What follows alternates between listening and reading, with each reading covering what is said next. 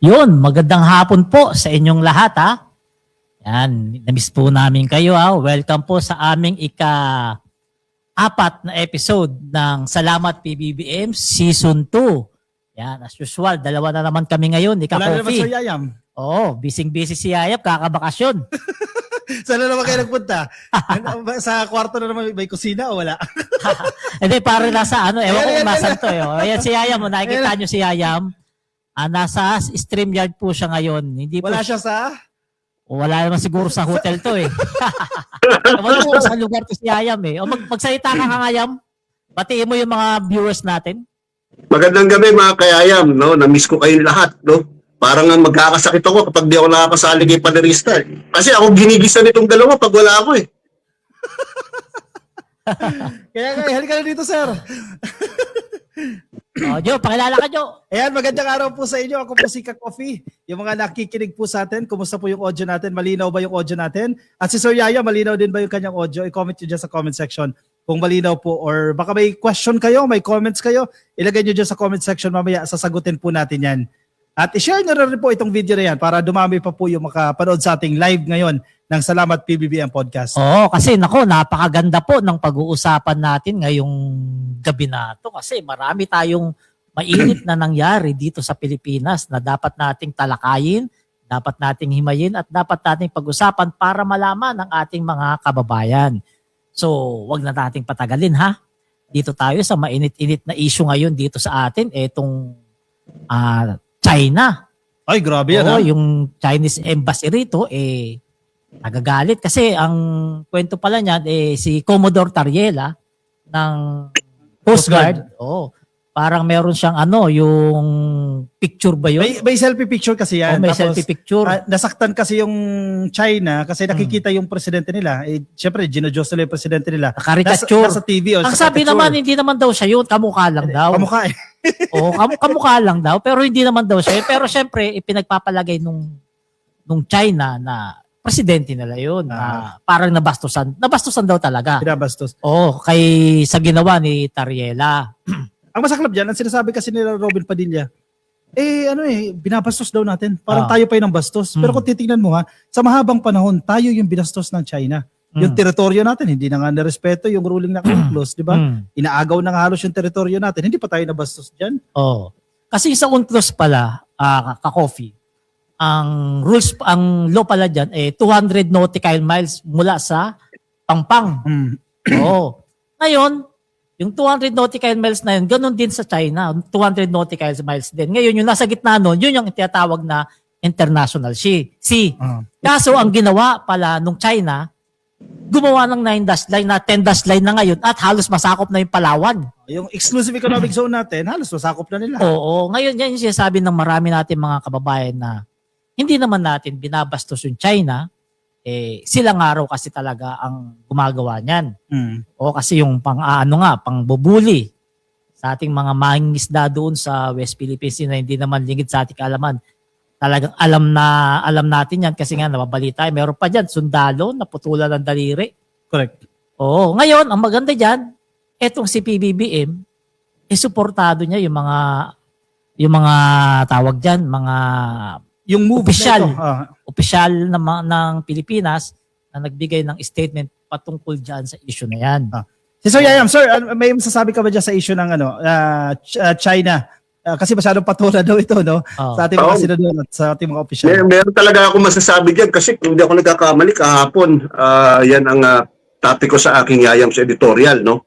Pero mas nagugulat ako hindi sa mga Chinese officials dahil expected ang mga Chinese officials na very aggressive sa kanilang mga salita.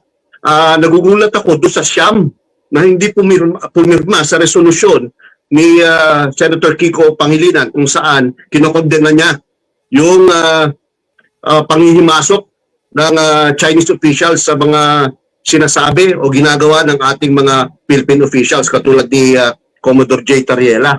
Maling-mali po yun. No? Sinabi ko nga sa aking editorial, dapat sa mga ganitong sitwasyon na kung saan sinasaklawan ng ating soberenya, ang ating karapatan bilang sovereign nation, ay dapat lahat tayo nagkakaisa. Ang problema, itong mga senador natin, siyam sila, no? Mas kinakampihan pa ang Chinese officials, ang Chinese government kesa sa ating mga public officials na ginagawa lang naman nila ang kanilang tungkulin katulad ni Commodore Tariela nga, ano? At kitang-kita naman sa mga nangyari in the past na argabyadong ang ating mga kapwa Pilipino. Yung mga employees or officials ng Bureau of Fisheries and Aquatic Resources nagkakandak lang ng mga studies, no, marine and biological studies sa West Philippine Sea. Hinaharas, binobomba ng water cannon. So, tas yung mga mangingisda natin, na daan-libo na ang pangingisda na ginagawa dyan sa West Philippine Sea. Pinagbabawalan ng mangingisda. Sino ba naman hindi magagalit? Sino ba naman ang hindi ipagtatanggol ang ating mga kapwa Pilipino, no? Oh, tama ka diyan. Sa bagay, ang comment nga diyan ng isang senador si Senator Robin Padilla. Sabi niya sa Number one Coast Guard, senator. Coast Guard, deponto kayo, bakit hindi kayo bumili ng water cannon na maganda-ganda para water cannonin nyo rin? Bakbakan. O, di ba? Actually, napaya siya dun eh. Hindi, ang ano kasi noon, Payang-paya siya doon. pumunta ka ng water cannon doon, gera na yun. Oo, kasi Di ba? ang paliwanag dyan ni Tariela, Oo. kapag binalikan natin yung ginawa sa atin, lalabas yan, magiging dahilan ng China yan, justification nila yan, ng pagiging aggressive pa nila laban sa Pilipinas. Oo. Ang sabi ng Philippine Coast Guard, ang purpose ng water cannon, hindi para manira ng properties, manakit ng tao, kundi magligtas ng tao. Di ba? May Yun sulat ang napakaganda doon. Yan ang pinaka-main purpose niyan. Oo. O yan. Yun ang napakagandang sinabi ni Jay Tariela. Ang water cannon pala talaga ay hindi nilalagay sa mga barko para mangharas o para manakit, no? Kundi para mag-save ng mga tao.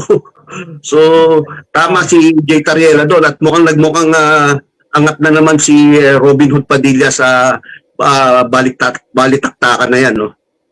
Oo. Ito nga, nagulat nga yung mga kababayan natin dito sa Siam ba na senador? Maganda, isa-isahin natin yung siyam na senador na yan. May picture ba tayo Yan. dyan? Sige. Si Amy Marcos, number 1. Expected mo naman yan eh.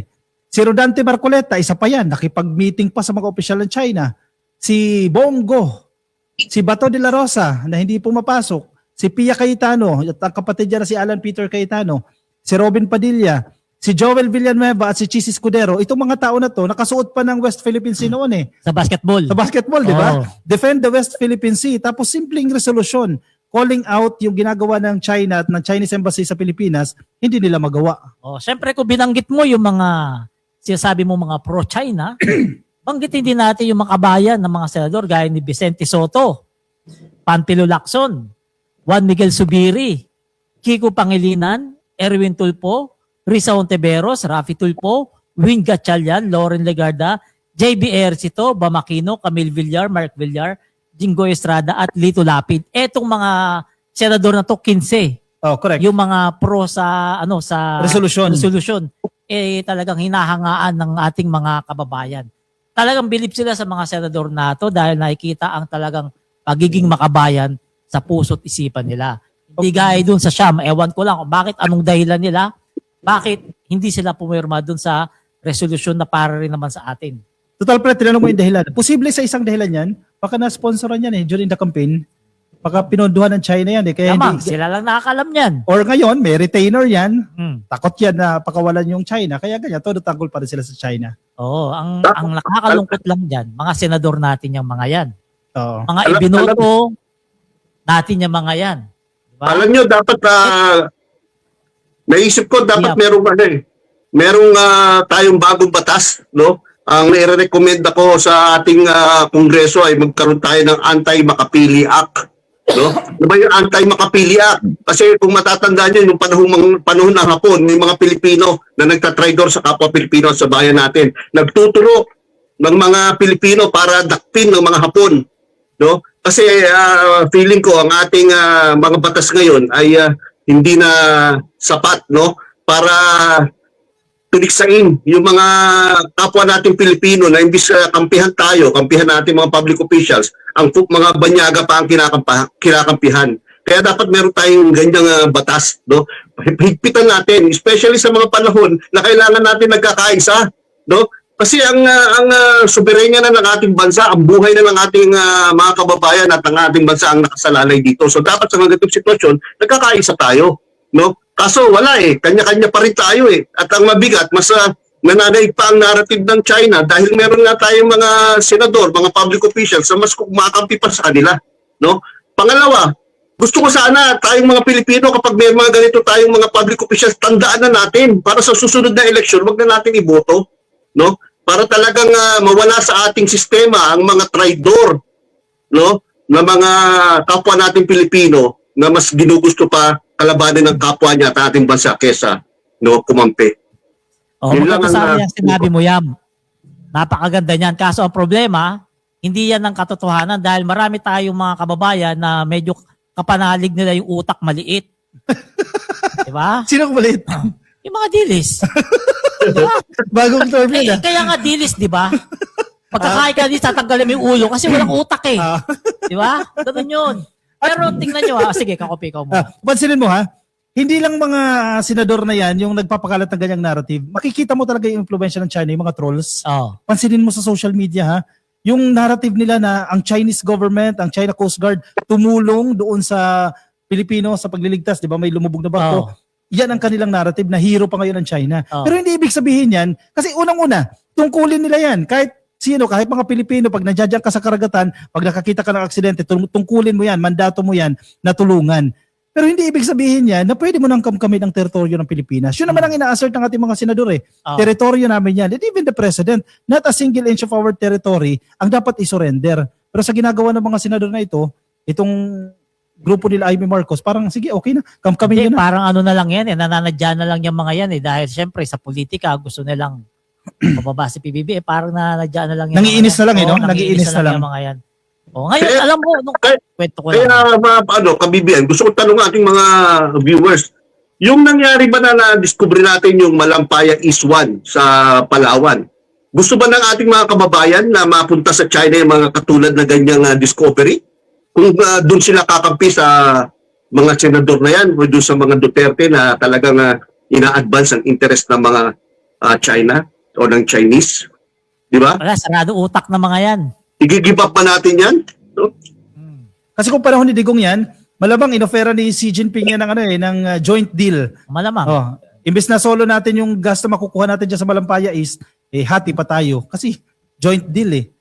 Alam mo doon, yung nagpunta kami ng Taiwan, bilib din ako sa kanila. Solid sila.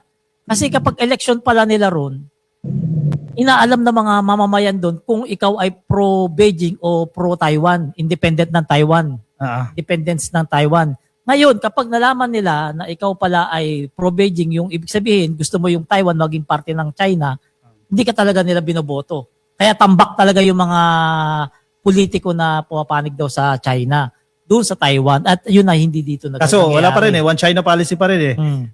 Special Administrative Region pa rin po ang Taiwan. The same as Macau, wala pa rin po sila magagawa dyan. Pero at least kahit pa paano, no, pagpapakita yan ng resistance Parang pagtutol rin yan sa leadership ng mainland China. Maganda yung sinabi ni maganda yung sinabi ni panelista, pwede nating gamiting electoral issue yung pro-China ka or anti-China. Hindi, not necessarily yung word na yun. Ibig sabihin, yung issue na yan, dapat alam natin ng mga paninindigan ng mga kumakandidato para alam natin kung iboboto natin o hindi. So dapat yan ang isa sa malaking electoral issue na dapat tinitingnan ng mga botante. Ito linawin lang natin, disclaimer wala tayong problema sa bansang China ha. Correct. Wala tayong problema sa mga citizens ng mga Chinese. Wala tayong problema diyan. Sa katunayan, marami rin tayong viewers diyan sa China. Ang pinag-uusapan natin dito yung issue diyan sa West Philippine Sea. Yan yun.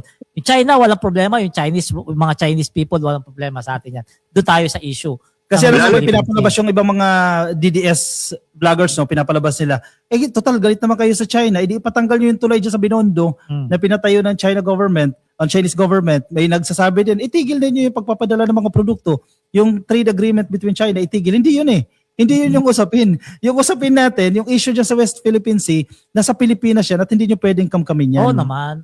Kasi yung 9-dash line nila, konting urong na lang. So, kuha na nila yung Palawan eh. Kamkamin na nila, pati Metro Manila. Diba? yun talaga yung pinoprotesta talaga ng bansa natin, yung 9-dash line nila na kung saan ba nila nakuha yun? Diba? Sarili lang. Parang gawa-gawa lang raw talaga rin nila eh. Sarili lang nila. Oo. Basa tayo ng comment. Anong oras sige. na ba? Ang late naman ng relo natin. Lex, pwede pa full screen ng monitor? Sige, habang naka-full screen yung hindi pa naka-full Basa ka, screen, no? Coffee. Sige, dito sa online, no? Dapat ganyan din ang gawin sa Pilipinas para wag iboto yung mga pro-China. Exactly, no? Pag malapit na ang eleksyon, actually, tungkulin din ito ng mga media kasi ginagawa na nila yan eh. Ano yung stand ng isang politiko sa isang usapin? Halimbawa, abortion. Oh. Pabor ba siya o hindi? Sana sa upcoming elections, ipakita nila, itong senador na to, pro-China ba yan or against China or pro yan sa pagtatanggol sa West Philippine Sea or kontra yan? Magandang idea yan, no? Sa nalalapit na eleksyon. Oh. Teka, ayan. Sabi ni Maria Estrella Peteki, hindi po, never give up, no retreat, no surrender, God bless po. Correct. Yan din po yung stand ng ating presidente. Ito meron lang message, nakikiusap lang. Jose Ronino, hello mga idol, kamusta po kayo? Batiin naman po, condolence sa family ng Lasco Granado. Please, may Tito Bebe pumanaw kanina please. Condolence po sa pamilya na namatayan. Okay. Wala nang comment, Lex. Nawala yung Ito comment pa. natin, Si Paras Chona, ayan, nanonood habang nagluluto. Ay, thank you po sa mga ka-BBM natin na may ginagawa habang nakikinig sa atin. Sabi ni Eliana Eliarde, si Ayam para ng si Pancher, laging absent. Si Pancho sa bato. Pare, Sabi ni Eliana Eliarde. Hindi, kailangan next week magpakita na sa Sir Yaya kasi pangatlo na yan eh. Kakopi. Ano na yan eh. Kakopi, i-etchos tayo ni Palerista, walang ganun.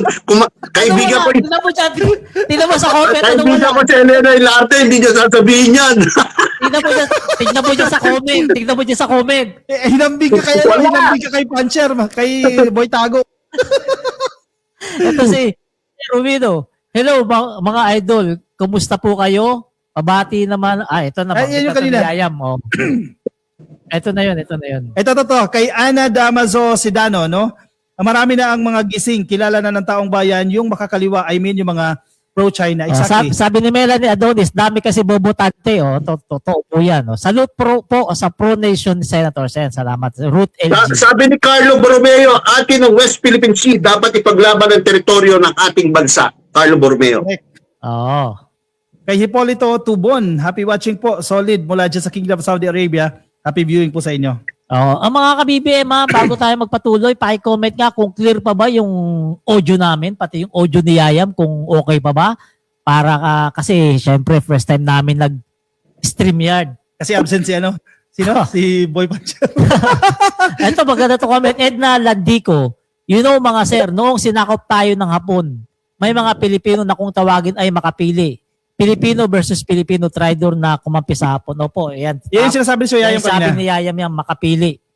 Yan yung sa mga hindi nakakaintindi sa mga tawag dyan, yung Gen Z na mga kagaya ko, yung makapili, yung may bayong ha. Gen Z. Sa bagay, 34 ka pa lang di ba? yung may bayong na may butas na mata, tapos ituturo mo kung sino yung gusto mong ituro. Yun pala yung makapili. Ay, ganun yung Hindi makapili. ko naabutan yun Kapag kahit ako, hindi ko rin naabutan yun. Panahon na ako yun.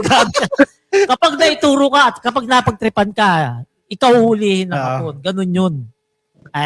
Hindi natin masisisi yung mga kababayan natin kung ganyan ang tingin nila dyan sa mga senador natin na yan. Hindi na natin masisisi mga senador natin karapatan nila yan, buhay nila yan, di ba? Desisyon nila yan, hindi natin masisisi. Parang sinasabi ni Kakopi na inabot ko yung makapili Hindi naman. Gen Z kami, millennial tayo. Ha? Millennial kami ni Paler, hindi namin inabot. Oo. Hindi, si Yayab, yata ito? Boomer siya yata ito Okay, dito tayo sa next topic natin. Ito, magandang topic to kay PBBM, ha? Kasi alam naman natin, nung nakaraang, kailan ba yun? Linggo? Last week. Itong mga nakaraang nagdaang araw, na-diagnose si PBBM na merong Diverticulitis. Diverticulitis yan. Ito pala kasi yung sumakit yung tiyan niya ng matindi raw kasi ito yung colon, yung large intestine natin, meron kasi yung parang bulsa. Ngayon, kapag napasukan ng bakterya yun, may infect yun at doon na magkukos ng sakit. Ngayon, yung kay BBM, mild lang yun na diverticulitis kasi kayang gamutin ng pahinga. Ibig sabihin, hindi malala. Hindi. Okay. Ipahinga lang. Kasi ang malala nun, kapag severe, kapag malala, ang kailangan doon ay operasyon. At hindi naman ganun kay BBM. Ang maganda dyan, pahinga lang kasi di mo rin kasi masisi si PBBM, Napakasipag. Actually, ang Diba? isa sa causes niya, no, yung stress No, stress. na dinanas sa presidente. Kasi Oo. walang pahinga. Tama ka Oo. dyan eh. Oo. Lipat-lipat, napakaraming events, sunod-sunod. Ayan, nagkaroon siya ng sakit. At syempre, yung edad, isang factor din yan. Eh, Oo. hindi naman senior citizen na yan si presidente. Alam ko 50 years old, kandidato ka na dyan pataas. Kung baga prone ka na, no? Prone ka na. Eh, ang presidente, ilang taon na yan? 40? O as early as Ah. 40 years old, no? Pwede ka tabakan ito diverticulitis, no? Yung presidente, ilang taon na yan? 60 plus na yan. 68. 67. Lang ang kidney. Oh. Di ba? At napakasipag pa. So, expected or possible, may chance talaga as he age, no, na magkakaroon talaga siya ng sakit. Pero hindi po yan malubha. Gaya ng pinapalabas ng ibang mga dilis, halimbawa si Harry Roque, kinakailangan malaman ng taong bayan ang lagay ng kalusugan ng presidente. Ayun na nga, sinabi na nga, may diverticulitis eh. Ano pa gusto mong palabasin? Kasi incapacity na raw yan na hindi na kaya tumayo sa pagka-presidente ng pinapalabas nila. Pati daw yung isip ng presidente dapat ilabas.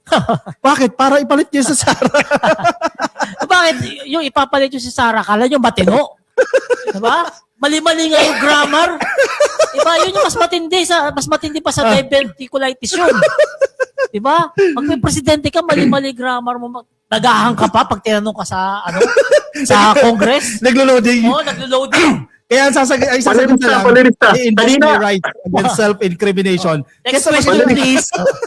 Kesa mag-isip pa siya ng sagot. O yan, ano Kanina. masasabi mo sa kalusugan ng ating Pangulo, Yam? Kanina umattend pa si President Bongbong Marcos sa sa panunumpa ni General Nartates, Nartates. bagong Nartates, PNP chief, no? Andun siya kanina. At pero sabi nga ni ES Ralph Recto, in-advise siya ng doktor na magpahinga muna. Sa akin tama lang 'yon kasi once and for all magpahinga na siya, no? Mag-refresh siya, no? At kung meron man siya mga backlog sa mga paperwork, gawin niya na habang nagpapahinga. And then come strong, no? Come back strong, no? Dahil meron pa siyang 2 years and 5 months na nakitira. Medyo legacy mode na yung 2 years and 5 months. So, para masigurado na tuloy-tuloy na ang kanyang trabaho at magawa ang lahat ng dapat magawa. Alam niyo, di ba, maraming naikikwento sa atin si Secretary Vince Dizon na talagang sa last 2.5 years ng kanyang administrasyon, talagang maraming gagawin ang Pangulong Bongbong Marcos at lahat ng departamento na nasa sakupan niya. Oo, yan. Tama po yung sinabi ni Yayam na dapat etong presidente natin na to, bawas-bawasan. Yung sipag, kailangan ng katawan niya magpahinga kasi 68 years old na po siya at isa lang yung kidney niya na partida, isa lang yung kidney pero sobrang sipag na presidente sa katunayan. Ang dami nang napakulong sa panahon niya. Diba? Mga big fish. Pero ako I doubt it, no? Sinasabi ni ES Ralph Recto kanina, no, sa interview niya sa media na usually kapag nagpa-check up ka sa doktor, kapag stress ka, di ba? Halimbawa, may diverticulitis ka, ang ipapayo sa iyo ng doktor, magpahinga ka ng 1 week. Pero hindi totoo pa rin ng presidente yan. Hindi. Kasi napakasipag eh. Kanina lang di ba? Kung tutuusin nagpapahinga na lang siya pero umattend siya sa very important na event, yung taking ni General Nartates. Hindi kaya si Bato may diverticulitis sa utak, may bulsa-bulsa dahil sa puncher. Kaya kailangan na pa pahinga. January, November pa. November, December, January, o 3 months. November 11, unang absent nun. Ilang diverticulitis yun? Ilang butas ba ulo nun? Baka. O Yam, pasok Yam. Wala ka ng topic, pare? Meron Wala pa. na. Hindi, wala na. Wala na ba? Okay. Ang topic natin yung una-una yung tungkol sa dalawang impeachment complaint na pinail kay Pangulong Bongbong Marcos, no? Pinailan siya ng Bakabayan Block ng impeachment, no? Yan yung pangalawa. And then yung unang-unang impeachment na pinail sa kanya sa Kongreso ay yung pinail ni Attorney Andre De Jesus, no? So yan ang status ngayon. Dalawa ang official na impeachment complaint na pinail at tinanggap ng House of Representatives. Ano masasabi mo doon, Kakopi? Hello. Ayan, nawala yung audio ko kay Yaya. Bakit? teka lang. Live tayo. Anyway, yung yung impeachment complaint ni na pinail kay Pangulong Bongbong Marcos, no? Tinanggap naman ng House of Representatives at dinala na, no, sa Committee on Justice, no, para pag-usapan kung ano ang magiging kanilang tingin diyan sa mga impeachment complaints na yan. Kung yan ba ay merong substance or or form muna pala, form, sufficient in form, sufficient in substance ba yung complaints na yan? Yan ang titignan ng Justice Committee under Congresswoman Beatrix Luistro. O Kakopi, ano masabi mo dyan, panelista? Wag na tayo maglokohan. Walang mangyayari dyan. Walang substance yan. Walang mangyayari dyan. Kasi tingnan mo yung mga grounds nila dyan, betrayal of public trust. Ano yung sinira ni PBBM na tiwala ng taong bayan? Ano? Nagnakaw ba siya? Nagaya ni Digong na inamin mismo? May pinapatay ba siya? Nagaya ni Digong na inamin din mismo? Diba? Wala lahat. Tama yan. May mga resibo ba sila? May mga ebidensya ba sila sa mga ibinibintang nila kay PBBM? Wala. Sino tanging ebidensya nila? Si Saldico na utok-utok.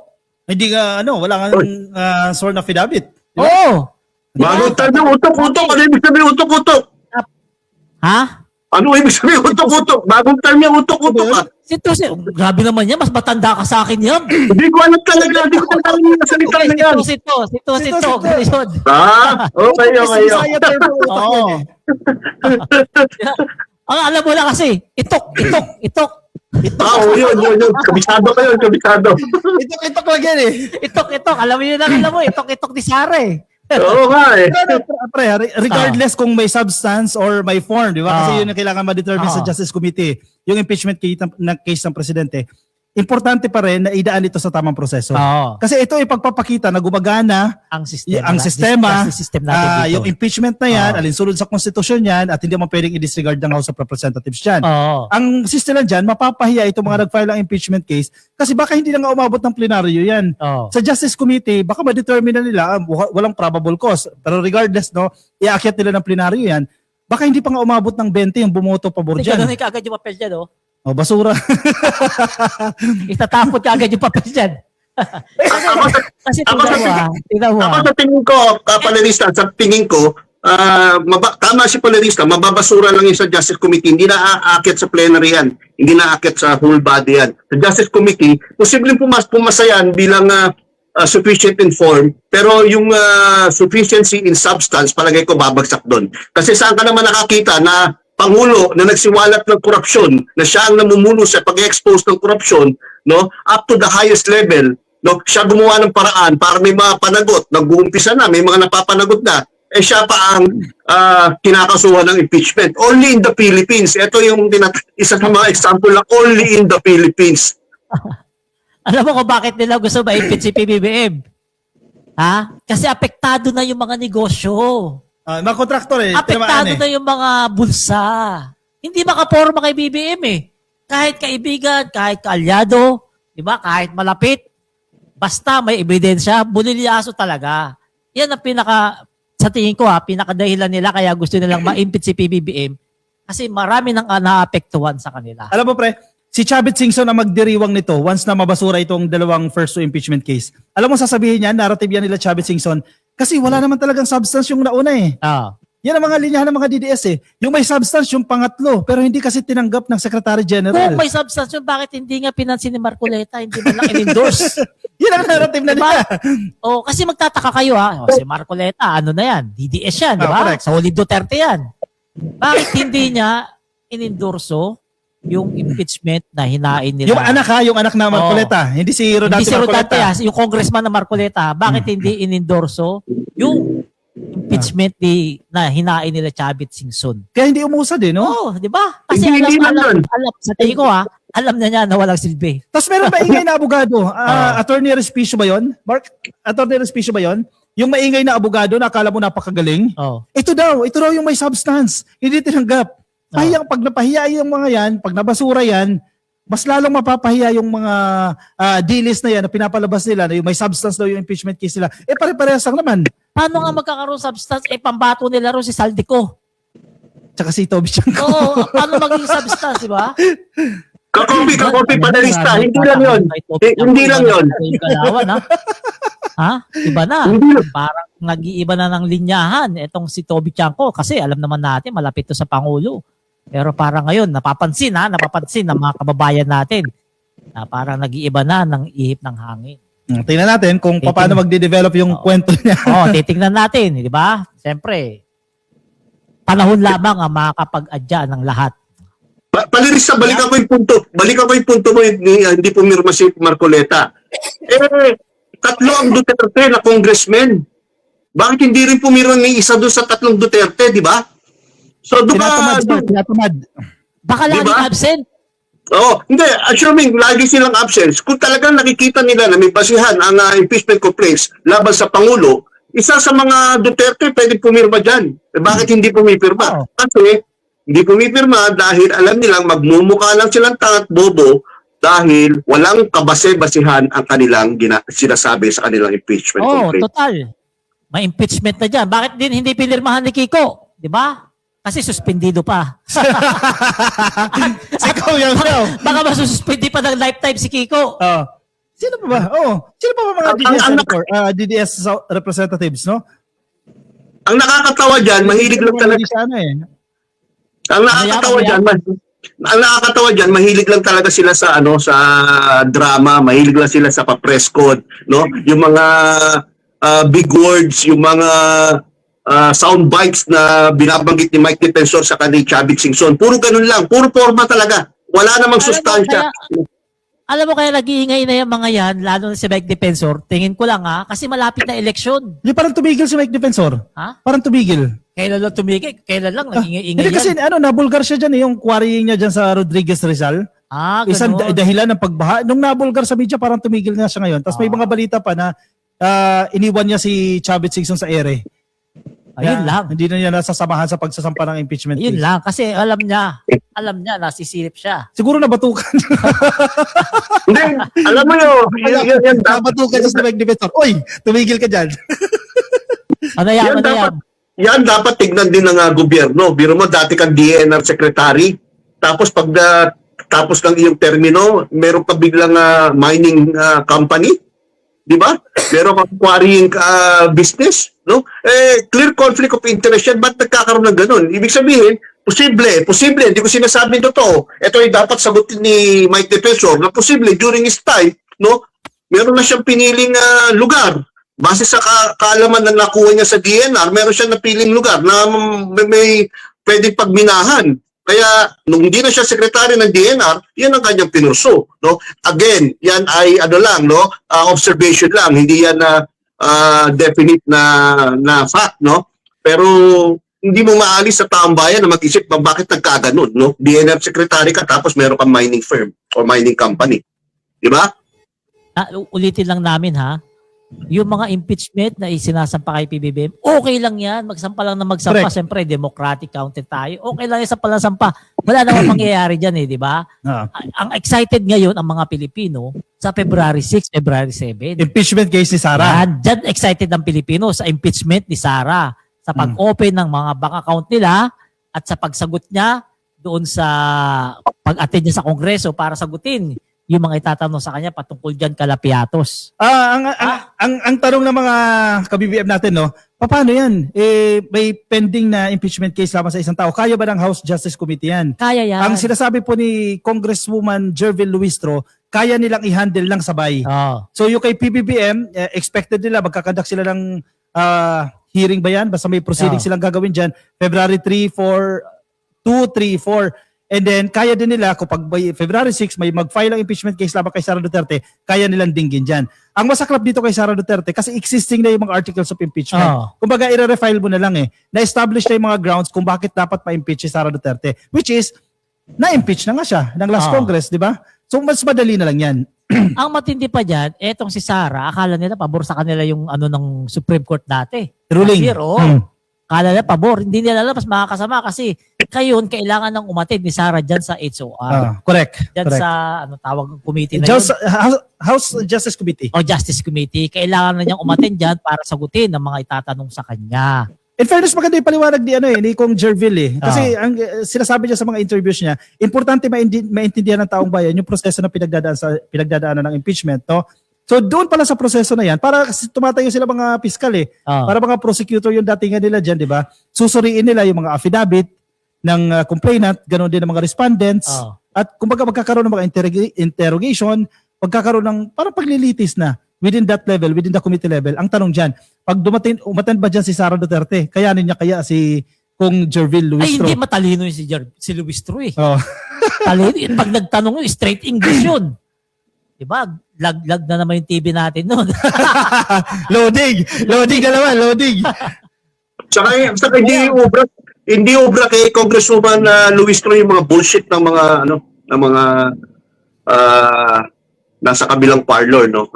Talagang straight 'yon na i-handle niya ng maayos ang impeachment na yan ng ating pangulo at saka kung pumasok yung kay Inday Sara, i-handle ng maayos ng Justice Committee under Beatrix Luistro yan. Ang masakit niyan, hindi yan dadalo sa sa pagdinig. Si Sara, sigurado hindi yan dadalo ang Ano, abogado. duwag siya? Duwag? Bukod sa hindi niya kaya sagutin, abogado niya, papa-attend niya dyan. Sayang, maganda sana magkaharap sila ni Abante pati ni Luistro kasi matatanda natin nung election binanatan niya yung mga yan, di ba? Kasi unang-una, never naman nirespeto ni Sara Duterte ang House of Representatives. So kahit gaano pa kagaling si Kong Jervil Luistro dyan, hindi niya nga ginagalang yung HOR eh. Ano pa yung komite, di ba? Lalong hindi niya igagalang yan. Kahit may ruling na yung Supreme Court. Sa tigas ng mukha ni Sara Duterte, di ba?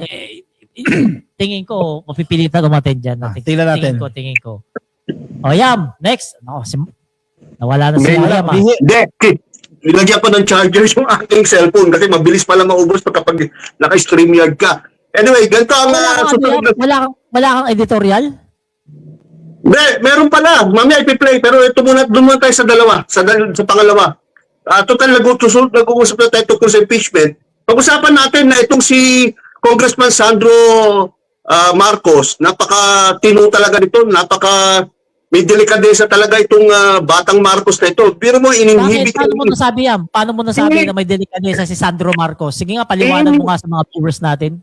Alam nyo mga kayayam, mga ka-BBM, hindi siya obligado na mag-inhibit sa impeachment, no? Complaint laban sa kanyang ama na si Pangulong Bongbong Marcos. Pero dahil itong si Kong Sandro ay may delikadesa, hindi siya magpa-participate sa impeachment ng ating Pangulo. Hindi siya makikialam, kumbaga. Kasi nga, ayaw niya ma-impluensyahan ang Justice Committee o ang Congress kung ano man ang kanyang pananaw tungkol dyan. Siyempre, definitely, kakampi siya sa kanyang ama. Pero ayaw niyang makita ng taong bayan na bias siya para sa kanyang ama. Kaya mag-i-inhibit na lang si Kong Sandro Marcos. Yan ang ginawa niya. Kaya talagang etong mag-ama na to, si Pangulong Bongbong Marcos at si Kong Sandro ay talagang parang pinagbiyak na buko talaga to dahil talagang pareho sila ng ugali when it comes to delikatesa at when it comes to decency. Kayo, ano masasabi niyo tungkol dyan? Ano kasi masasabi ko dyan si Sandro kasi maganda yung pagpapalaki sa kanya ng magulang niya. Correct. Diba? Hindi sila pinalaki na Bargas. malakas ang mukha, makapal ang mukha. Diba? Hindi sila pinalaki na may bisyo-bisyo. Hindi sila pinalaki na mayayabang. Kasi kung ito si Congressman Sandro, mayabang, babrasuhin niya yung mga yan. Exactly. Diba? Babrasuhin niya yung mga yan. Kasi syempre, majority leader ka, anak ka pa ng presidente, congressman ka pa, di ba? Nasa iyo na lahat, pero tingnan nyo naman, napakababa nitong si Sandro Marcos. Di ba? Nag-inhibit. Ayaw niya maka-impluensya dyan sa gagawing pagdinig sa impeachment ng tatay niya na nararapat lang rin naman. May statement siya doon. Yung sa nilabas siyang statement, yung tumatak sa akin doon this is more than the personality. Kasi ito usapin ito ng credibility, integrity ng institusyon ng House of Representatives. So yung pagre-resign, yung pag-inhibit niya, yung term ay recuse, just sa impeachment complaint na yan, or any discussion, hindi siya magpa-participate, any discussion about impeachment, no? Kasi kung tutusin, may influence siya. Pero, anong iisipin ng tao? Kasi sabi niya, importante pa rin ang perception Diba? Bagamat walang batas, walang legal basis na nagsasabi mag-inhibit siya, pero importante sa kanya yung perception, yung pagtingin ng tao sa House of Representatives. Kasi alam naman ng tao na may influence siya Tama ka, majority floor leader siya. So kaya niyang pakiusapan yung ibang mga miyembro. Kaya niya brasuhin niya. At hindi sa kanya dahil sa posisyon niya. No? Pero hindi niya nahihintayin na humantong sa ganong sitwasyon at isipin ng taong bayan kasi importante nga ang perception na inimpluwensyahan niya yan Kaya na-acquit dyan si PBBM sa impeachment na yan dahil kay Sandro Marcos. Ayaw niyang humantong sa ganong sitwasyon. Matalino talaga ito Itong mama na ito Hindi siya kagaya ni BP Sara nabrinaso dati yung mga congressman para mapatalsik si Pantaleon Alvarez. Correct, exactly. Diba? Sabi nga, kaya daw napatalsik si Pantaleon Alvarez dahil nga raw kay BP Sara, brinaso niya dati yung mga congressman natin. So, eto si Sandro Marcos ay iba. Gusto kong punahin natin yung pinagkaiba ng Marcos sa Duterte sa pag-handle o sa nung marinig ang impeachment tungkol sa kanila. Etong mga Duterte, anong kanilang reaksyon nung i-impeach si Sara Duterte o may usapan na impeach ulit sa February 6, di ba? Ang reaksyon nila very defensive at sinasabi nilang walang basihan at political lang yan, etc. etc. Ang daming sinasabi. Pero ito, anong reaksyon ni Pangulong Bongbong Marcos nung siya ay pinailan ng impeachment, no?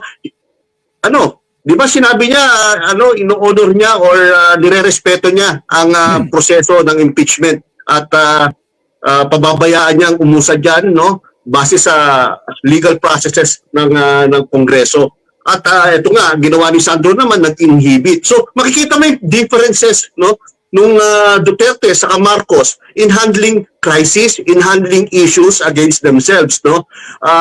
Yan ang napakalaking bagay, no, na dapat nakikita ng taong bayan, na dapat na appreciate nila kung gaano kadisente itong pamilya Marcos, no, in handling crisis, in handling issues, in handling yung mga paninira, in handling mga impeachment complaints na yan. Oh, tama yung sinabi nyo. Kaya abang-abang tayo mga kababayan ha. Dito sa impeachment na kay PBBM at etong kay BP Sara. Pero tingin ko dyan ha. Tingin ko, basa ko ha. Mas excited yung mga kababayan natin dito sa impeachment ni BP Sara kasi excited na sila malaman kung magkano yung laman ng bangko nila. Diba? Sa Senado pa yan. Oo. Kapag umakit na, umabot na ng Senado yun. I think aabot ng Senado. Aabot yan. Aabot yan, Diba? sigurado. Aabot yan. Ikaw ba, hindi ka ba excited kung magkano, ayaw mo ba malaman kung magkano billion inabot yung pera Syempre nila gusto. dyan? Gusto ko. Kasi diba? sabi nga ni Trillanes, di ba, ilang billion? 2 billion? Oo, Hindi diba? lang 2 billion, pumapasok sa bank account, no? Sabi naman kasi Duterte, mahirap lang ako. Wala Walang akong pambayad. pera. Walang pambayad ng abogado. Gusto na kapalitan si Kaufman kasi para wala nangyari. Alam niyo, pag napatunayan yan, pag napatunayan sa impeachment yan, presence ng 2 billion sa bank accounts ni Sara Duterte at Digong, no? Tapos ang boxing, no? Kasi there's really no way na magkakaroon ng ganyang kalaking pera ang mga Duterte kundi dahil lang sa korupsyon.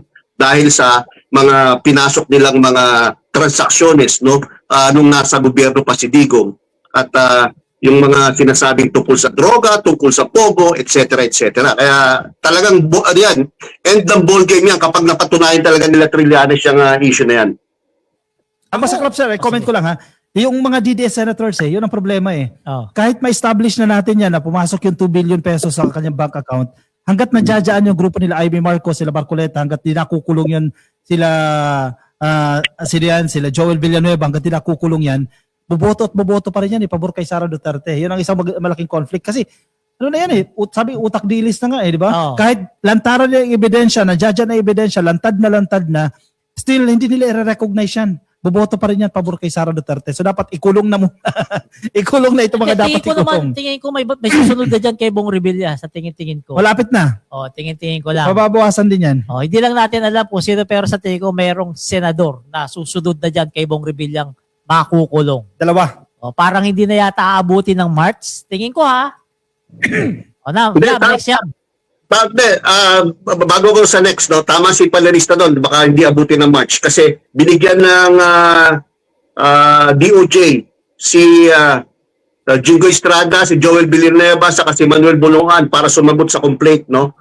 Kung di ako nagkakamali, February 5 and 12 ang kanilang preliminary investigations. Kaya kung makakapag-submit sila ng kanilang counter affidavit by February 12, no, posibleng mabigyan na ng resolution ng DOJ yan bago mag-March or within March, no. Kaya tama si panelista doon sa kanyang estimate, no. Baka may sumunod na kay Bong Revilla ng mga senador at tingin ko ang susunod nga ay si Jingo Estrada at si Joel Villanueva. Now we go to the third topic, no, sa segment 2. Nagkaroon ng anibersaryo ang BARM. Yung kung saan pinuntahan ito ng Pangulong Bongbong Marcos. Kasi noong January 21, 2026, yun ang kanilang ikapitong anibersaryo, no, ng BARM. Ano ba yung BARM? No? Bansa, Palerista, ano ba yung BARM? Nakalimutan ko tuloy. Bangsamoro Autonomous Region, Administrative. Muslim Mindanao. Yes, yun. Tama, yun yan. Madaling salita, RPG. Parang nag-ano kayo. Parang nag-quiz kayo nun Prof, tama ba? Oo. Sa Muslim region in Muslim Mindanao. Sa madaling salita, dyan ba yung may RPG? Bali, ang naging tema ng BARM Anniversary 2026 ay simbolo ng pagkakaisa, alaala sa mga sakripisyo at pagpapatuloy ng mas matatag na Bangsamoro. Yan ang kanilang team.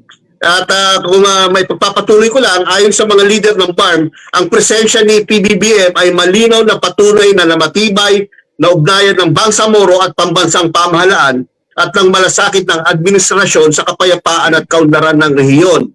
Sina Datu Tukaw Mastura at MP Atty. Omar Yasser Sema ay nagbigay din na ang pagbisita ng Pangulo ay simbolo ng sincerity, suporta at pagkilala sa mga tagumpay ng BARM. At panghuli, sa kanyang pagbisita, hinikayat ni PBBM ang lahat na magkaisa para sa bagong Pilipinas, isang kinabukasang may kapayapaan, pag-asa at inklusibong kaunlaran para sa Bangsamoro. Ganyan ka fully supportive ang ating Pangulo sa Bangsamoro, no? Ako, ano masabi mo dyan? Una, malaking pasalamat natin kay Pinoy. Actually, isa ito sa legacy, ito sa landmark accomplishment ni Pinoy yung pagkakabuo dito sa BARM.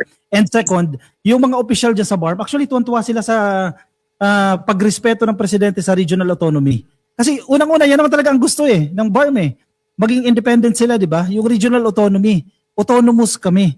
Di ba? Kaya namin magpatakbo ng sarili naming gobyerno. At ang maganda dyan, nire-respeto ni PBBM yung regional autonomy ng BARM. O sige, paano nyo patatakbo niya? Kasi mas naiintindihan nila Di ba? Yung kita nila, o sige, para sa kanila yan. O paano nila i-distribute yan? Ano mga sektor, ano mga priorities? Mas alam nila yan. Kaya nga, si Presidente, tulad ng paggalang niya sa mga local government unit, yung BARM, o sige, i-respeto namin kung anong gusto ninyong gawin ninyo. Kasi autonomous kayo Di ba? Kaya natutuwa yung mga leader. Sila makakuha. Natutuwa sila sa presensya ng presidente kasi kahit papano, andyan pa rin respeto, suporta ng national government sa BARM. Kasi kailangan pa rin ng national government Hindi pa rin nila kaya ng sila lang, di ba? Kailangan pa rin ng suporta. Pero kinakailangan ng respeto mo yung regional autonomy ng BARM. Kung hindi ako nagkakamali, dyan sa BARM yung yung pagbotohan nila, merong anti-dynasty sila.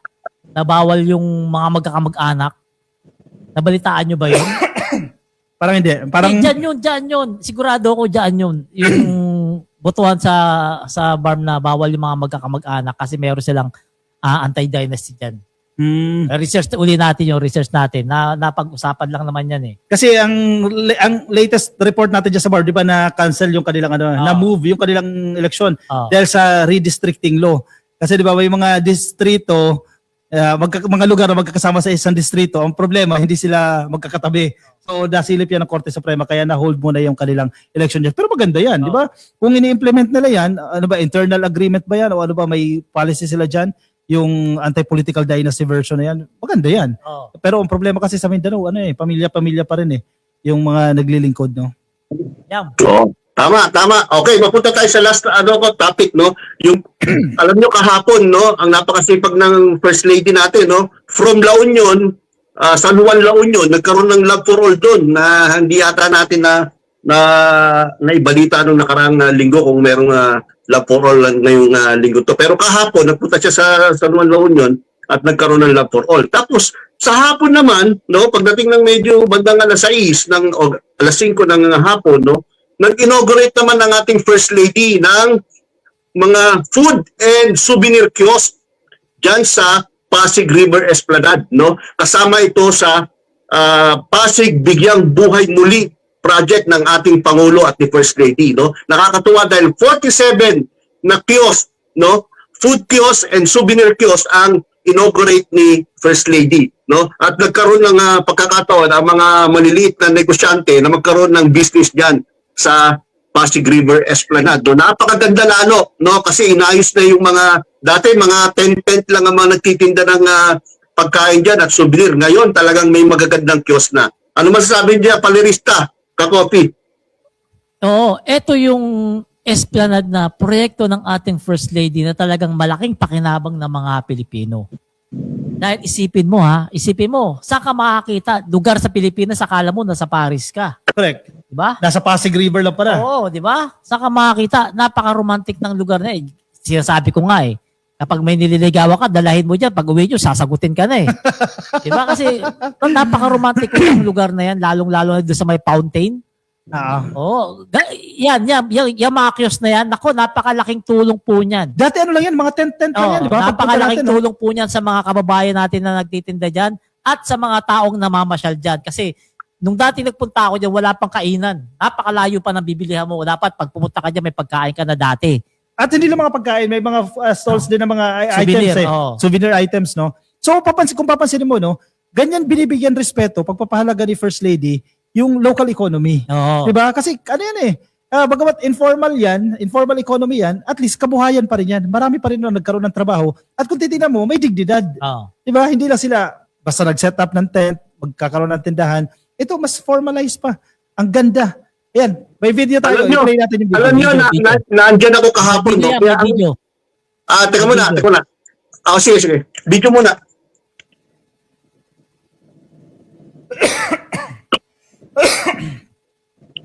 O habang wala pa yung video, no, andyan ako kahapon, ang napansin ko dyan, napakalinis ng Pasig River at wala kang maaamoy na mabaho.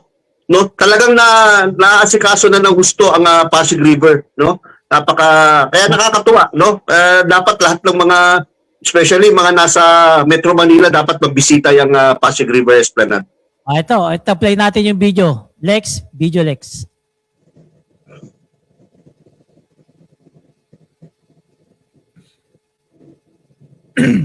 Ayan po. Po si Ann Janshen Biginita, owner po ng Arcanto Barbecue. Noon po, nagsimula po kami sa kanto-kanto po na paninda. Kagandahan po dito ay yung mga basura po ay nakaayos na, maayos na pagkainan. Ang ganda na po ng aming tindahan. Bago na po at hindi na po siya basta-basta malilipad ng hangin. Naging masaya po talaga kaming lahat. Hindi lang kami, kundi yung buong pamilya po namin. Binigyan kami ng pagkakataon na makasali po dito ulit. Yung ambience niya mismo, sobrang ganda ng view niya. And open, and then ang lamig na rin ng area.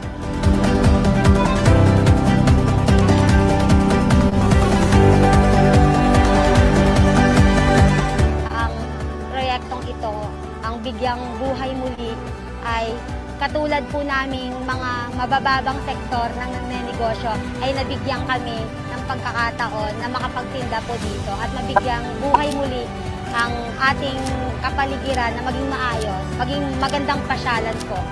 Pasig Bigyang Buhay Muli! Maraming salamat, President Marcos Jr. Yung term na Pasig River Bigyang Buhay Muli, yung una, ang understanding ko dyan, yung Pasig River lang yung bibigyan mo ng buhay eh. Di ba? Kasi patay yung Pasig River, di ba? Pero pati yung tao nabigyan ng buhay. Oh. Nagkaroon ng pagkakakitaan eh. Dali ni First Lady, wala pang pwesto yan. Samantala yung Vice Presidente, nakapwesto. Hindi, ang plano yata ni Sarah, Dolomite Bigyang Buhay Muli. Tama. Maganda yung sinabi ni Panginoon. Maganda yung sinabi ni Kakopi. Alam mo yung Esplanade, sa totoo lang, mas marami pang foreigner na nagpupunta ron kaysa sa Luneta. Kung titingnan mo ako, yun lang napansin ko. Kasi connected siya sa Intramuros, sa Fort Santiago, di ba? Kasi connected kaya dinarayo ng mga turista yan. Tsaka dami nagja-jogging dyan tuwing umaga, yung mga babae nagja-jogging, kaya minsan natatambay-tambay tayo niya, jogging din eh. Alam nyo, mga ka-BBM, isa sa pinaka napansin ko dyan, no? Napansin ko dyan na magpapakita kung gaano ang pagpapahalaga na binibigay ng mag-asawa, no? President Bongbong Marcos at First Lady Liza Araneta Marcos sa taong bayan. Alam nyo kung anong simbolo na nakita ko dyan? Yung maayos na CR. Alam nyo, ako ata isa sa mga unang gumamit ng CR. No? Napakaayos yung CR, napakalinis at air condition. Aircon yan, Aircon aircon, din siya. malamig. Malamig, napakaganda pa, napakalinis. Kaya kung ma-maintain lang yan, sana naman ma-maintain, ano? Napakalaking bagay yan. Bilang katulad ko, nasa hospitality business ako, no? Malaking bagay yung may malinis na CR. No? Kapag may kumakain, tapos kailangan mo mag-CR, pupunta ka sa malinis na CR. No? Yun ang napakaganda dyan sa Pasig River Esplanade na dapat ma-experience na ating mga kababayan. At speaking of Pasig River Esplanade at mga proyekto ng ating First Lady, Lisa Marcos at Bongbong Marcos, pwede bang i-play natin yung Yayam's editorial, executive producer? I-play natin as my last topic sa segment na to. Kasi tungkol yan sa naging project ni First Lady Lisa Araneta Marcos. Kung pwede lang i-play natin. Teka, Abang tayo, sir. hinahanap pa ni Alex, hinahanap pa yung video. Okay, sige. Pero Pero etong Esplanade na to talagang makikita mo wala ka ng reklamo diyan kapag napunta ka na diyan. Bukod sa maganda yung tanawin, masarap pa yung pagkain at mag-e-enjoy pa yung mata mo sa ganda ng tanawin sa Ilog Pasig. At sana lang, pangalagaan ng mga turista. Actually, hindi lang pananagutan ng mga vendors yan Oo. ng mga turista din. Alagaan natin. Kung may basura kayo, syempre kakain kayo, inom kayo ng palamig, ibulsa nyo muna. Huwag nyo itapon sa kung saan-saan. Lalong huwag nyo itapon doon sa Pasig River. Kasi yan nga yung purpose linisin natin yung Pasig River Tulungan ninyong ma-preserve. Nag-enjoy kayo ngayon, Instagrammable yung mga pictures, pero tulungan nyo yung gobyerno, kasi ang maintenance yan gobyerno Tulungan natin yung gobyerno na ma-preserve yan para mapakinabangan pa ng mga susunod na henerasyon. Oo.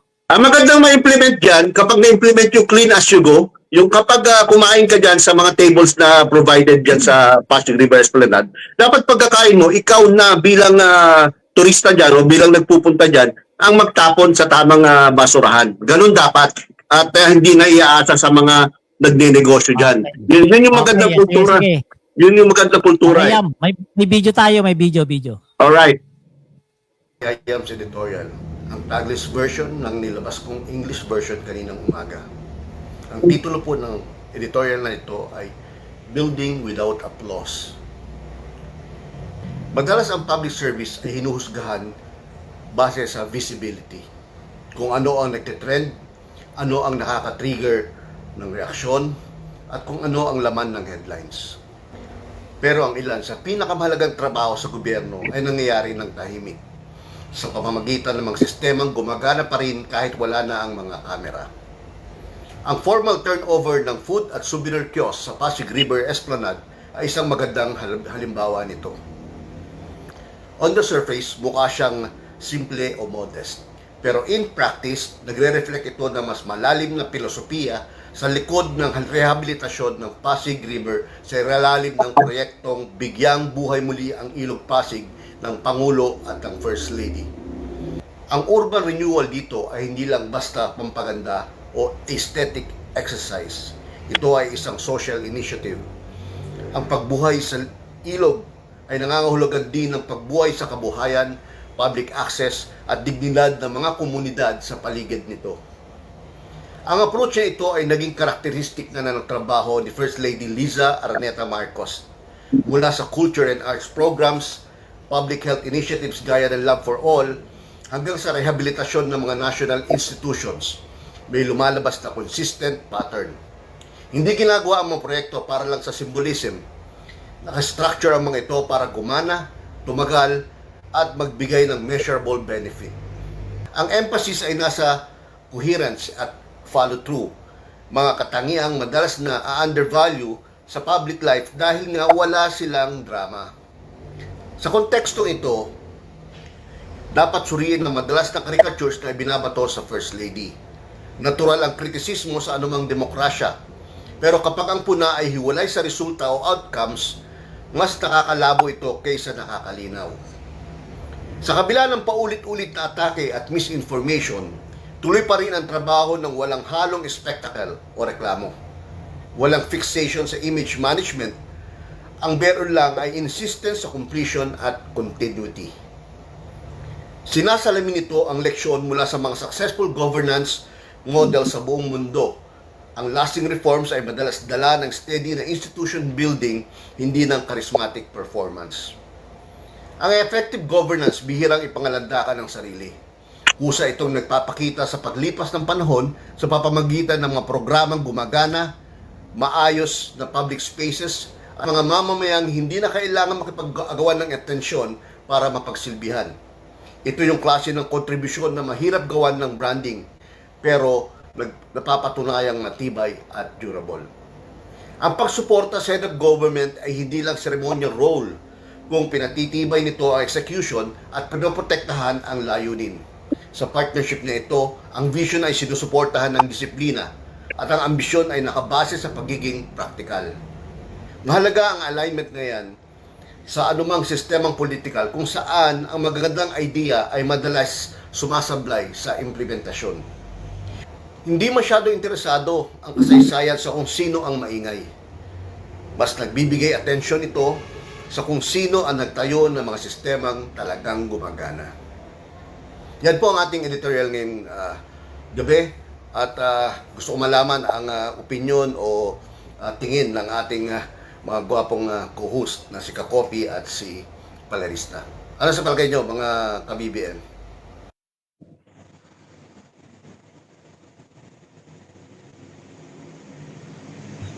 Pero walang accomplishments. O kung meron man, katiting na accomplishment eh. Dapat doon tayo magtrabaho. Tama yung sinasabi ni Sir Yayam eh. Mas maaalala ng tao yung leader na nag-set up ng system, bagamat tahimik siya, pero nakikita mo maganda yung accomplishments, magaganda yung outcomes. Hindi yung inuuna muna yung press conference.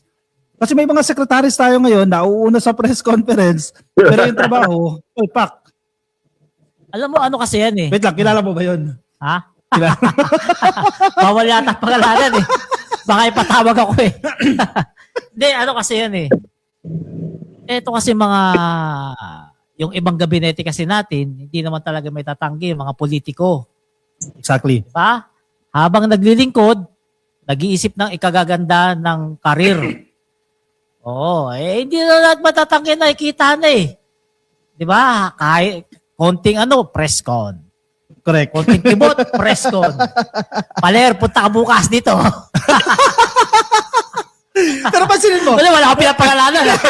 pero yung mga secretary, yung recent survey, di ba? Survey ng mga cabinet secretaries, yung mga mahihilig mag-press con, nasa bandang gitna at bandang dulo. Yung mga tahimik, gaya nila Solidum, ni Secretary Estrella, nandun sa top. Ibig sabihin, nare-recognize ng tao, yung mga secretaries, mga opisyal, na hindi man mahilig sa press con, nagtatrabaho at may output. Ito tumagulat kay Secretary Estrella III ng Department of Agrarian Reform. Parang pangkulelat siya nung huling survey, Correct. di ba? Pero nitong latest sa survey, pang-5 na siya. Pang-5 Yun na naman. siya kasi. Binablog mo kasi. Pero in fairness, Parang ako lang yun pero in fairness, nagtatrabaho. Oh. Yung pangako na ibigay yung lupa sa mga magsasaka, tinutupad niya. Oh. Maganda kasi yung yung galawan niya, magbibigay ng lupa sa magsasaka, babayaran yung utang ng magsasaka. Anong resulta? Pang-5 siya. Diba? Correct. Kaya nga pinagkakatiwalaan ng ating Pangulo, kaya nga ang tawag sa kanya pagbansang katiwala no? At Darling Conrad, no? Dahil talagang resulta ng nagsasalita para sa kanya. Hindi siya pabida na tao, no? Yung hinahayaan niya na ang kanyang track record, ang kanyang performance ang magsalita para sa kanya. At ang kagandahan niya, na-recognize naman ng taong bayan dahil from Kulela, naging number 5 na sa performance itong si Secretary Conrado Estrella III. O, sa mga kababayan natin dyan na hindi pamilyar kay Secretary Conrad Estrella III, siya yung Secretary ng Department of Agrarian Reform na nakakatulong ni PBBM kapag nagbibigay sila ng mga titulo sa mga magsasaka at nagbabayad ng mga utang ng magsasaka. At kapag umalis si PBBM, nagpunta ng ibang bansa, kasama si Secretary Estrella III ang isa sa caretaker ng Pilipinas. At pansinin mo, hindi siya madala sa mainstream media. Oo. Diba? Hindi pa-press con, pero nakikita ng taong bayan, nakikita ng mga vloggers yung ginagawa ng mama na ito. Kaya ayun, number 5. Oo, yan. Kasi ang dami nagko-content sa kanya eh. Pati tuloy ako, napapakontent na rin minsan eh. Di ba? Gumaya na. Gumaya Kanya mga vlogger. Gumaya lang ako sa iyo, Paler. Gumaya rin ako kay Kakopi. Nagkagayahan lang tayo kasi kung ano yung content nyo, ginagaya ko rin. Hindi, kasi nakita ko nga, malakas yung views kapag nagbibigay-bigay ng lupa sa PBBM. Ang lakas ng views, lalo yung nagbabayad ng utang. Eh, alam mo naman tayo, mga mukha tayong views eh. O, kapag malakas yung views ng gaya nung nagbigay sila ng lupa sa Pampanga, naka 1.4 million ako ron. O, di ba? Tabo. O, di ba? Paldo ka pala. This is Estrella Paldo. Ikaw pala yung pumaldo. Pando Hindi, siya kasi sa Estrella. Hindi, Kasi kasi mga maliit na siya eh. ka-BBM kasi napakasarap din pakiramdam na makikita mo yung ginagawa ng Secretary Estrella. 80 years old, mahigit, no? Nakakatanggap ng titulo, tuwan-tuwa, umiiyak.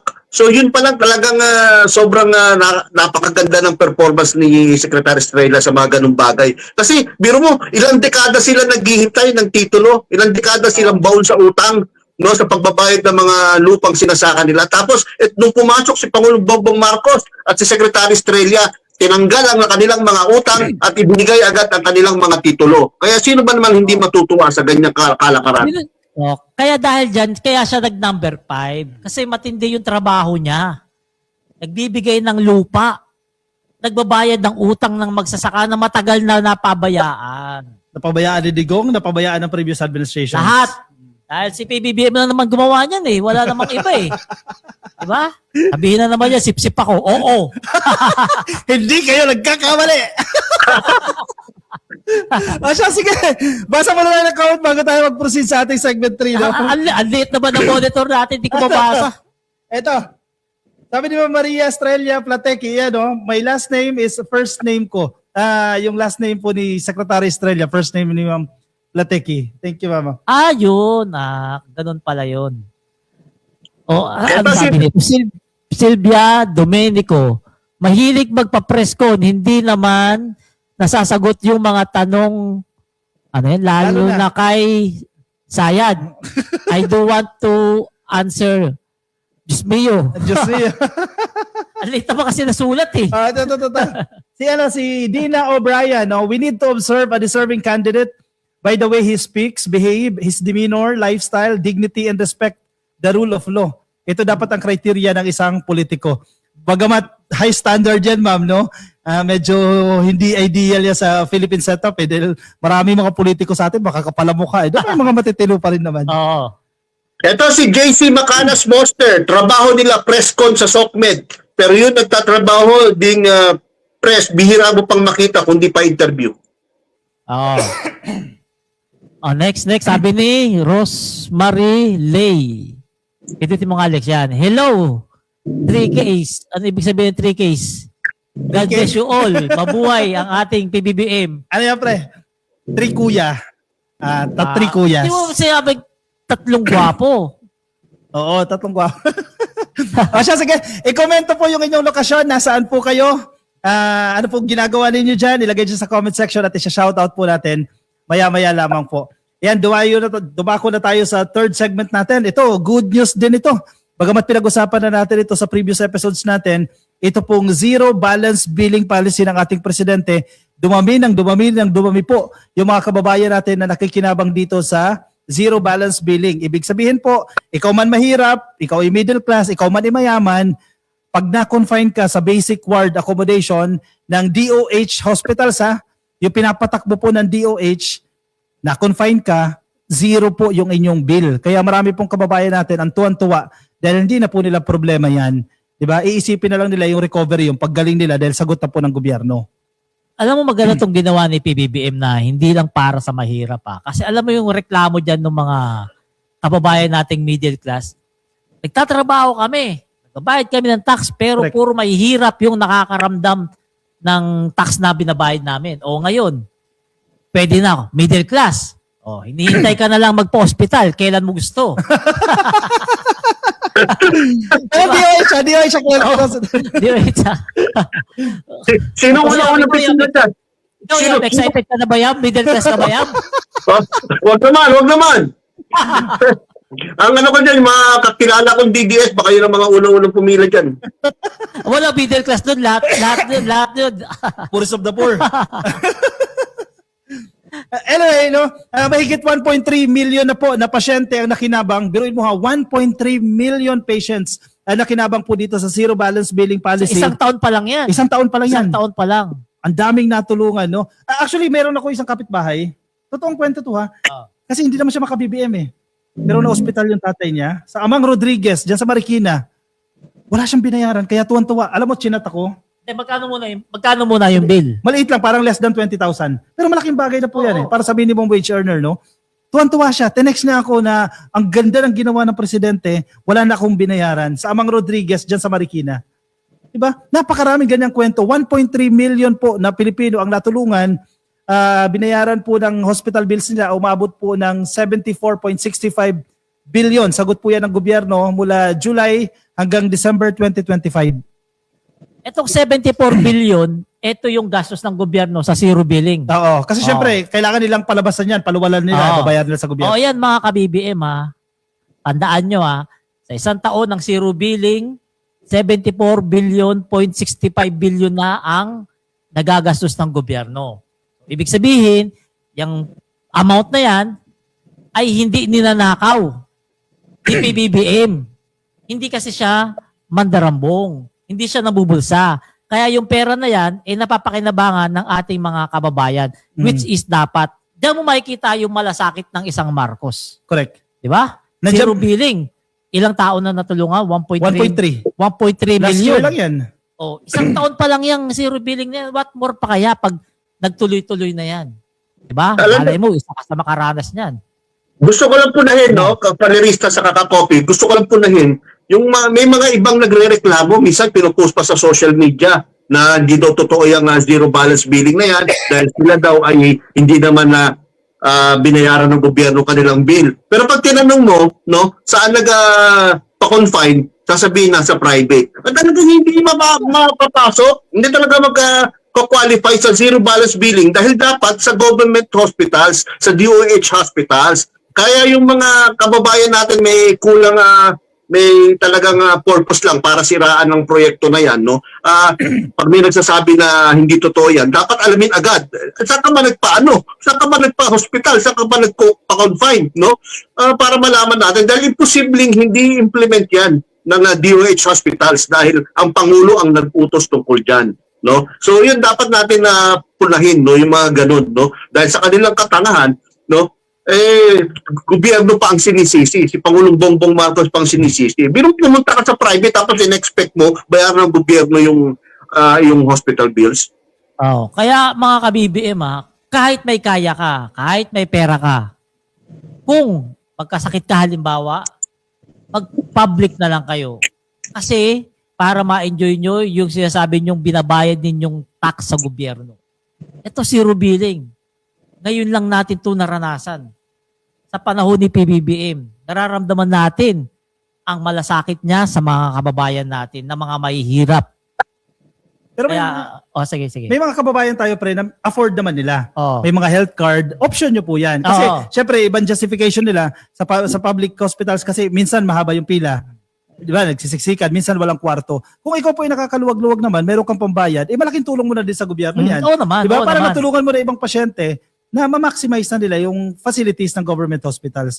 Yun nga lang, kung nasa private ka, dyan mo naman magagamit yung PhilHealth mo. Ang maganda pa rito, good news pa, si Executive Secretary Ralph Recto, nakipag-meeting siya sa mga opisyal ng PhilHealth at ng Department of Health. At ang kanyang utos, actually hindi utos, hinihimok niya ang PhilHealth at ang Department of Health na palawakin pa yung mga health packages para sa mga middle class. Kasi sila yung nagbabayad ng tax. Tama yung sinasabi mo, no? Sila yung mga nagtatrabaho. Sila yung mga loyal contributor. As in, religiously, every month, hinuhulog ng kanilang employer yung kanilang contributions.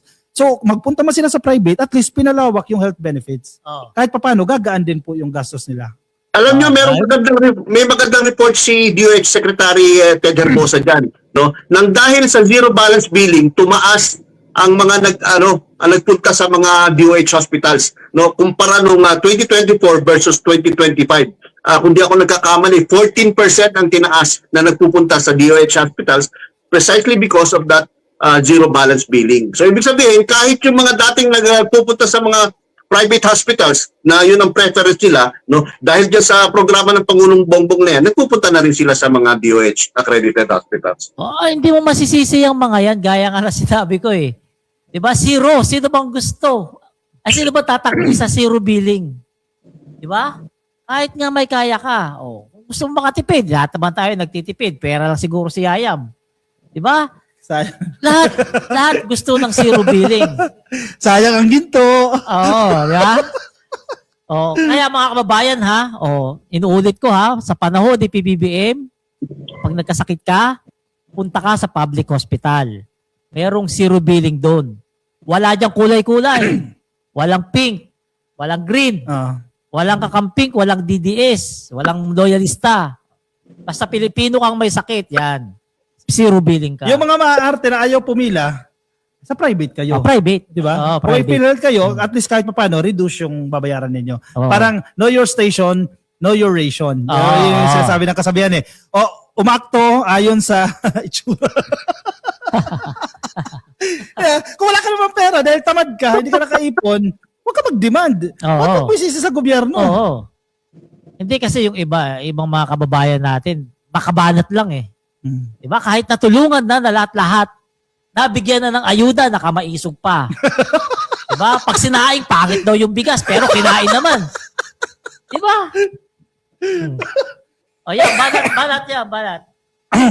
Wala na ako masabi sa sinabi mo. Totoo yun. Move on tayo sa ating next topic. Total, pagkain pinag-uusapan natin. Dito tayo sa mga rice processing systems. Ayan. Ako, ang ating presidente po, itinutulak niya po yung pagtatayo ng additional na 300, napakarami niya na, 300 karagdagan po na modern rice processing systems o RPS para mapataas po ang kita ng ating mga magsasaka at mapatatag po ang food security sa bansa. Kung inyong matatandaan po, last year, umabot po sa 152 rice processing systems yung naipatayo ng ating presidente na pinakinabangan na po ng ating mga magsasaka. Kasi tulad ng dinidiscuss natin lagi dito, no, sa pamamagitan po nito mga rice processing centers, ito yung makina na kapag nilagay mo yung palay, lalabas siya, nakasako na. Ibig sabihin, nare-reduce po yung waste. Ibig sabihin, kung kaunti yung masayang sa bigas, dagdag kita yan sa ating mga magsasaka. So malaking bagay po yan. 152 na po napatayo ng ating presidente. So additional 300 po ang itatayo po sa iba't ibang parte ng Pilipinas. O yan. Napakaganda niyan, no? Nakita natin yan sa Science City of Muñoz, no? Sa Nueva Ecija, no? Katulad nga, si Panerista ang magaling tungkol sa bigas, no? And explain niya yan kung paano ang sistema niyan. Simula pa lang pag-harvest, no? Na may makina nang ginagamit ang ating magsasaka. Hanggang sa pagpuproduce mismo ng mga palay, no? Iba't ibang klase ng palay, no? Nagagawa na yung RPS na yan. Kaya talagang saludo talaga ang inyong lingkod sa ating Pangulo sa proyektong yan. At dahil nga sa kagandahan ng resulta ng project na yan, no, 300 pa ang talagang itatayo. Napakadami nun, ha? Talagang marami nang makikinabang na mga magsasaka.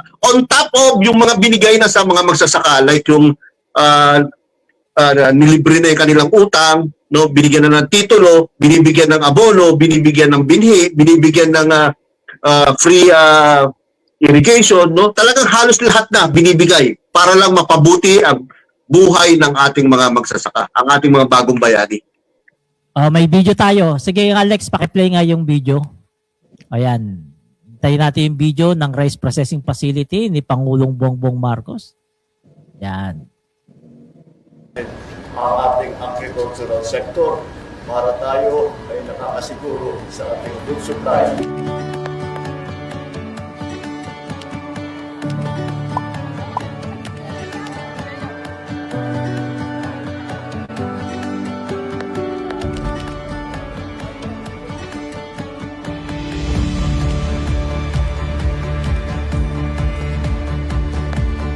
Pero patuloy ang napagpakita natin na ating agricultural sector para naman masasabi na tayo sa Pilipinas ay we are completely food sector.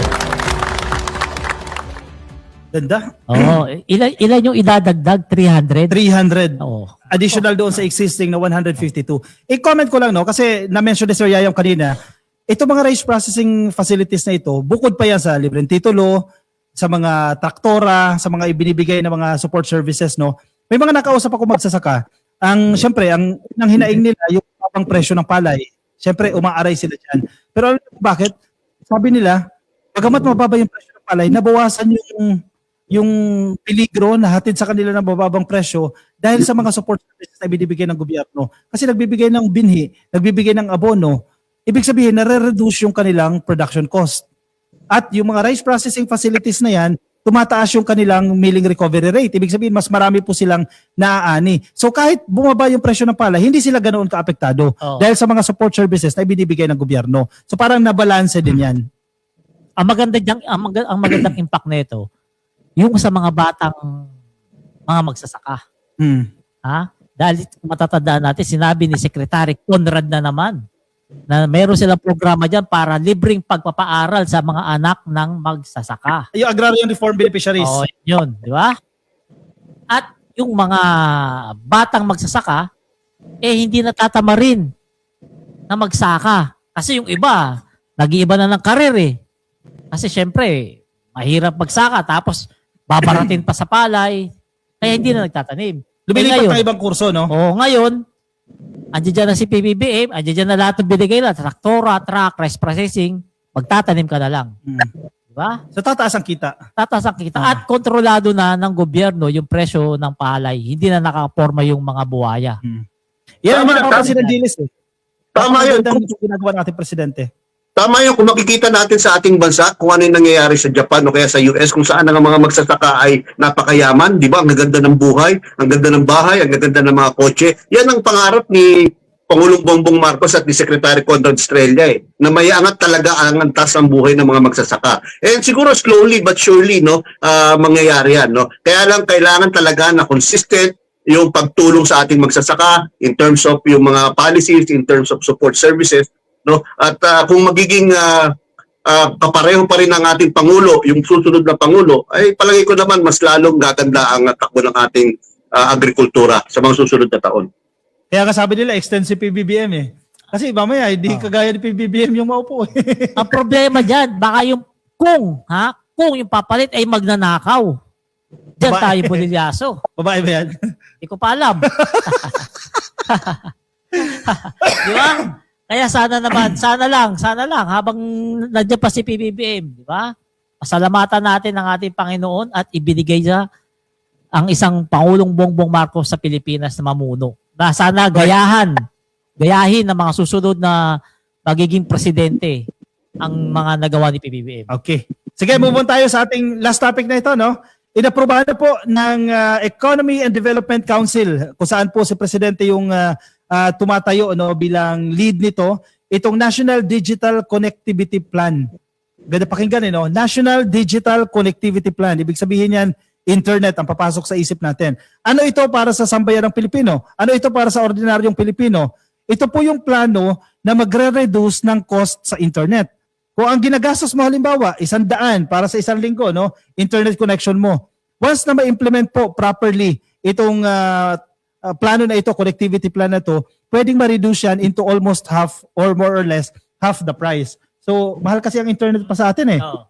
Pag na-implement yan ng maayos, baka kalahati na lang yung presyo niyan. Bukod yan sa pagbibigay ng internet access doon sa mga remote, geographically isolated areas. Kasi ang gusto ng ating presidente, yung kasulok-sulukan ng Pilipinas, may access sa internet. Kasi halos yung buhay natin ngayon, lahat ay nasa internet na. Aprobado na po yan ng ating presidente. Yan ang maganda. Kaso ang problema, hindi kaya aaray dyan yung mga kumpanya na nagbibigay ng serbisyo ng internet. Actually, kailangan nila mag-level up. Kasi isa din sa nakalagay dyan sa plano na yan, lawakan yung competition. Oh. Kasi kung dalawa lang kayo nagko-compete, halimbawa, si Smart lang at saka si Globe, ang tendency niyan, may monopoly pa yan ng presyo o baka may agreement pa kayo, mag-usap tayo, ganito yung presyo. Kapag marami yung nasa market, mataas yung competition, pababaan sila ng presyo. Mapapektuhan talaga. Iyak sila dyan. Pero para sa kapakanan na nakararami. Pero maganda to, di ba? Ikaw ba, magkano ba internet mo isang buwan? 1,500. Sa bahay yun. Pero sa cellphone, 179, 14 days. Kasi syempre, pag wala ka sa bahay, di ba, kailangan mo ng internet access yun. 149, half a month. So almost 300 yun. So once na properly implemented itong connectivity plan na yan, ma-reduce yan to 40 to 80%. Sa isang buwan, baka 140 na lang yung internet ko. Or yung 1,500 ko na internet sa bahay, maging 750 na lang. Malaki pa lang talagang tulong yan, no? Ang importante dyan, yung sinasabi ni Paderista na yung tungkol sa market, no? masyadong maliit ang kita nila ng yung mga existing companies. So, palagay ko kung isa-serve nila yung tinatawag na underserved saka unserved market, no, na napakarami yan sa mga kanayunan. Mapapansin nyo, tuwing magbibiyahe tayo, nagbiyahe tayo sa Palawan, nagbiyahe ako nito nakaraan sa Bantayan Island. May mga lugar pa talaga na hindi nare-reach ng internet connectivity, no? Kaya kung ma-reach yan, lalaki rin ang market, no? Dapat ma-reach talaga yung underserved saka unserved market na yan para talagang the whole country ay mawalan na ng tinatawag na digital divide. Wala na naghihiwalay sa atin in terms of online or digital connectivity. No, lahat na tayo konektado sa isa't isa, no? 'Yun ang dapat na mangyari. Kasi actually sir, willing sila magbayad eh. Di ba? Totoo, Yung mga totoo. napupunta natin lugar, it's just that walang cell sites. Walang access sa Correct. internet, pero willing sila magbayad. So kung lalawak yung competition, may papasok sa merkado na mag-provider, malaking bagay yun sa kanila. Kasi may Hindi, magbabayad naman eh. malaking dagok nga sa kanila yung Starlink eh.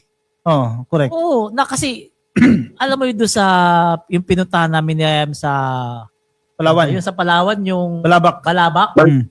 Sabi, dulong-dulo ng Palawan, ang lakas ng internet. Ang problema kasi, mahal kasi, hindi afford ng masa Hindi, yung ang Starlink. ginagawa doon, bibili ako Starlink. Papakonek ko sa mga kapitbahay ko may bayad. Parang negosyo. Para hindi ka malugi, no? Oo, ganun ginagawa ng mga tao. Pero doon nga sa may Balabak, dulong-dulo ng Palawan yun, napakalakas ng signal. Kaya si Alex panay TikTok sa dagat. Akala ko si Rena nagtitiktok doon eh. Anyway, dagdag ko lang, no? Isa sa key features nitong connectivity plan na yan, mapabilis yung internet. Kasi hindi pa natin pinag-uusapan dyan eh. Kanina access lang eh.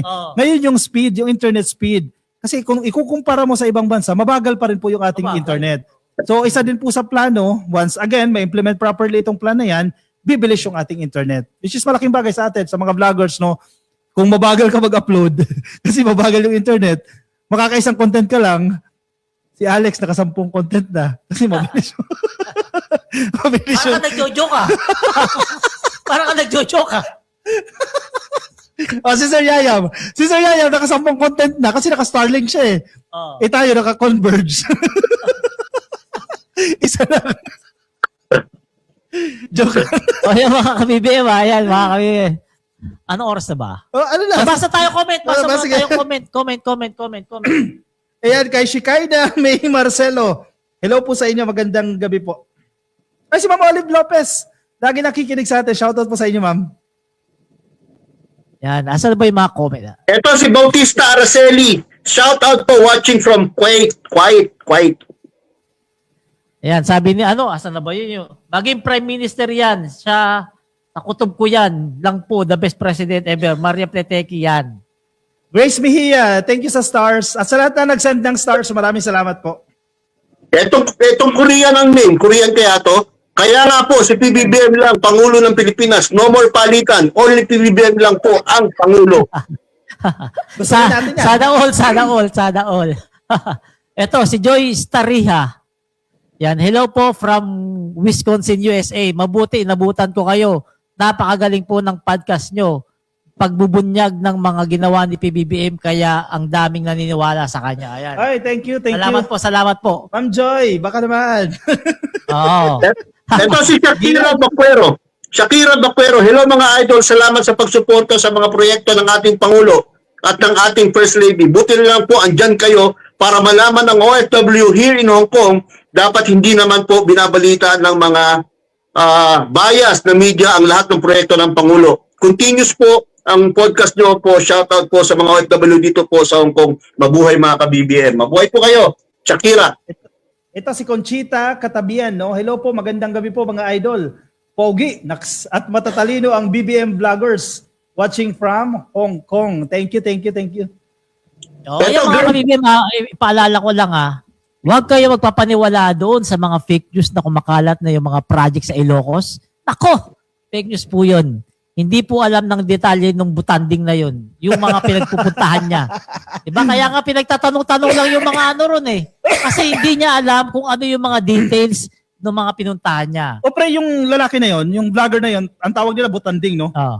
Yan pala yung presenta sa Senado ni Robin Padilla na Na conversation binabayaran. daw. Oh. Na binabayaran. Oh, yan yun. Pag tinignan mo yung mukha, di ba? Kita mo kagad, piso eh. Kasi bakit piso? Flat yung ilong, parang gano'n ng piso eh. Guys, batiin ko lang itong mga viewers natin. Mukhang bago sa akin to.